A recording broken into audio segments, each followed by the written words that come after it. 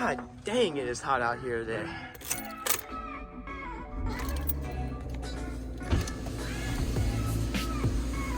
Hey everyone, welcome back to another episode of Fishing with James. Today we're doing another mystery tackle box slam. The goal is simple. We're gonna try and catch a fish on every single lure that's inside my mystery tackle box right here. Also, quick note, it is hot today. It's getting close to 100 degrees and man, I am not here for it. I hate the heat. Hopefully the fish are still moving around. I think I have an idea where they're going to be. So we're gonna get out to the pond, crack open this box, see what we got inside, and start fishing.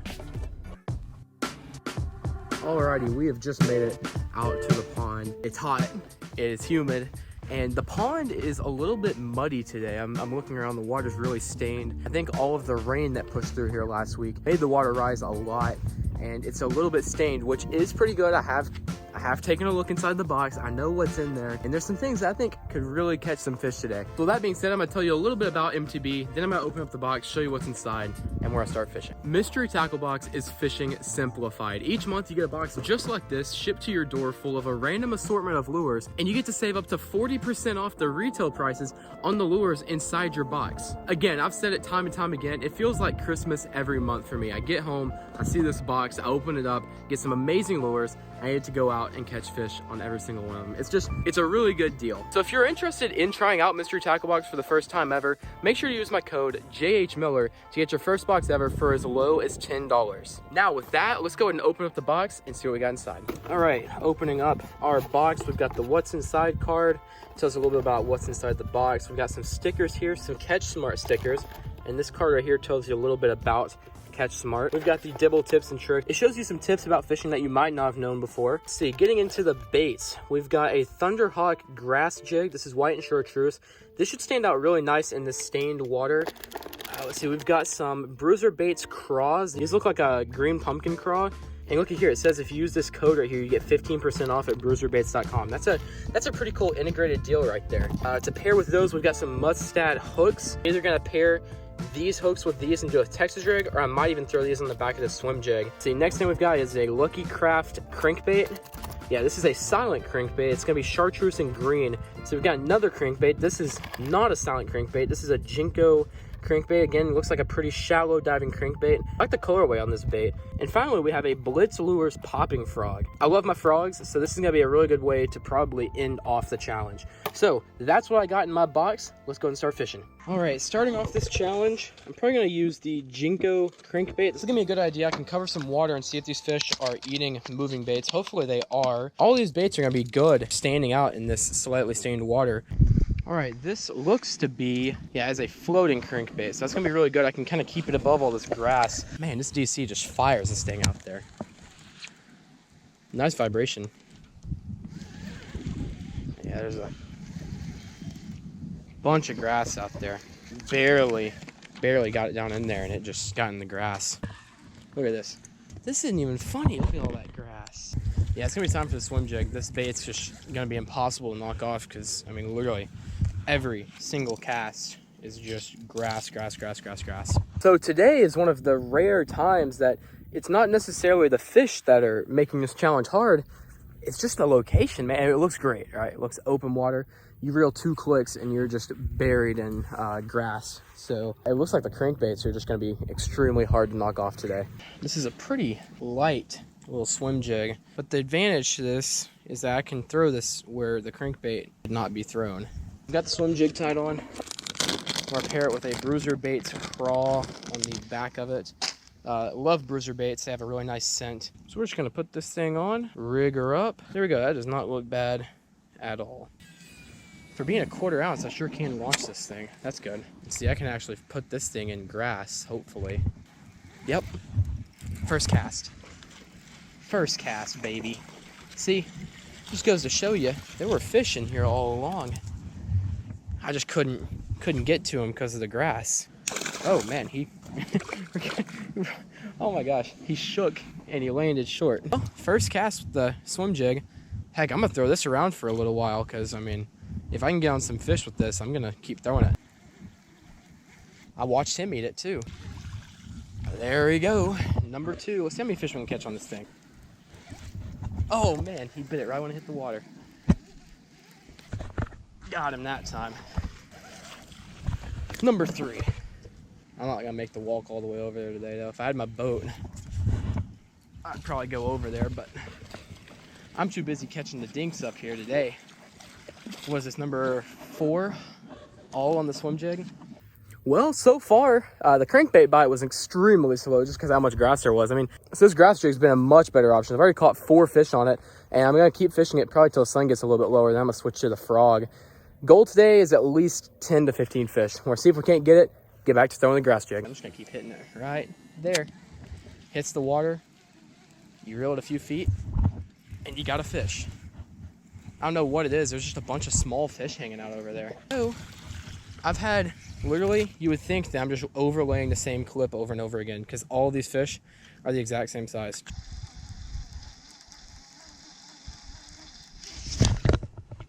Got one that time. I got a better hook set on him. Here we go.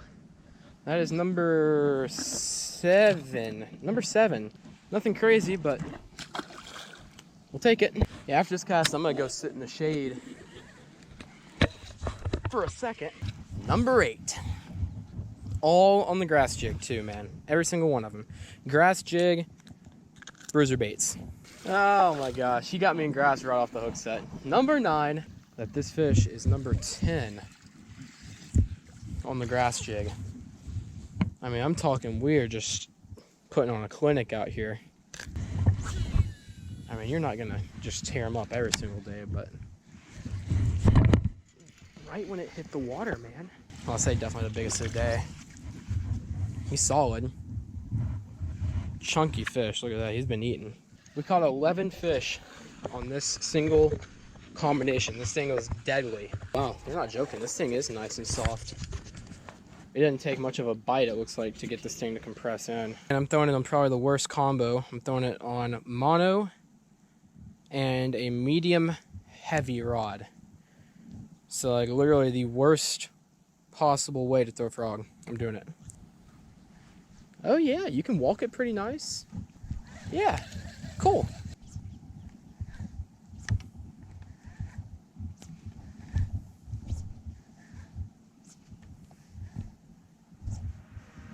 There he is. Didn't get him. This rod is gonna make it extremely hard to catch these fish today. I think that's all I do is just do some crazy big pops like that, followed by a little bit of walking. I broke it off. I broke it off, man. Oh my gosh, that was literally exactly what I was supposed to do. Big pop, followed by a little bit of walking. Again, mono and frogs do not work. Don't do it. I've done it for like forever, and I know it's not the way you're supposed to do it, and I just lost a really nice topwater frog from it. Well, that is what happens whenever you use literally the worst setup possible for throwing a hollow body frog. I mean, I think the only thing I could have done to make it worse was throw it on like an ultralight setup with like 8-pound line, but this might as well have been that. I think I'm throwing like 15-pound mono, medium heavy rod with a topwater frog, and it is just, it doesn't work. That just got proven to me. I had to tighten up the drag so I could get the hook in him, and in doing that, I found a fray in my line and just broke him off. All right, we're gonna throw on the Lucky Craft. Actually, there's no frays in this line, but I think what I'm gonna do is take this crankbait and fish it kind of like a topwater bait, because I believe, unless I'm mistaken, this crankbait floats. And so what I can do is fish it right up underneath the surface, kind of like a topwater bait. Yeah, I mean, this thing very similar in color to that frog, so if I work this thing right, I might can get some bites on it. Just chunk it out there and make sure it stays near the top.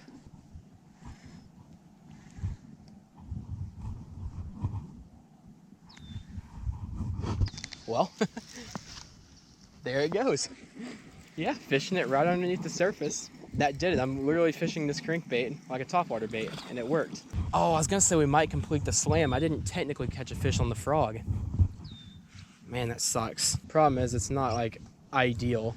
Like, it's not ideal to fish a crankbait like this. Again, I'm not gonna.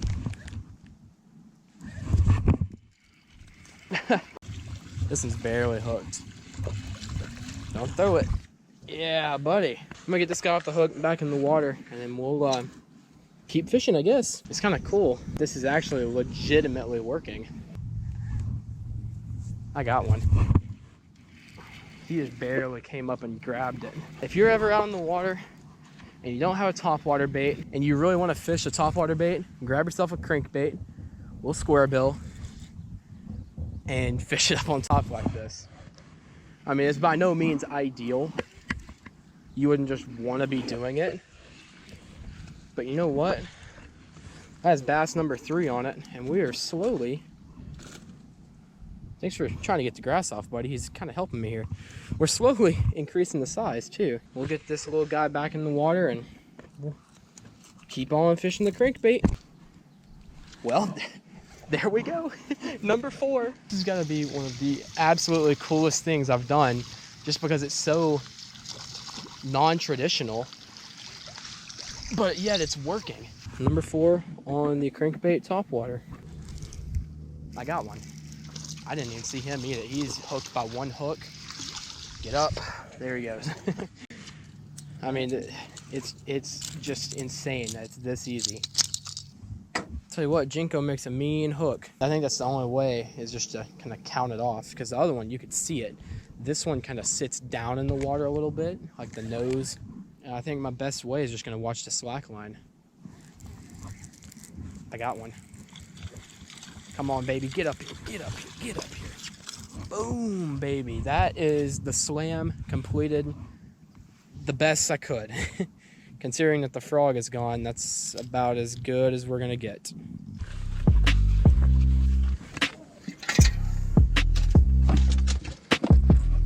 Well, that is going to do it for today's Mystery Tackle Box Slam. I hope you guys enjoyed, and honestly, I hope you learned something new. I know I sure did out there with the whole crankbait trick. I've literally never done that before, and I did it, and it actually worked. So if you've ever done anything like that before, please leave a comment. I'm interested to see if anybody else has ever ventured out to try that tactic before. But again, if you are interested in trying Mystery Tackle Box for the first time ever, make sure to use my code JHMiller to get your first ever box for as low as $10. And I'll have a lot of new content coming out on the channel very, very soon. So if you are new, make sure to hit that subscribe button and turn on notifications so that you don't miss out on any of those new videos. And with that said, I will see you on the next episode of Fishing with James.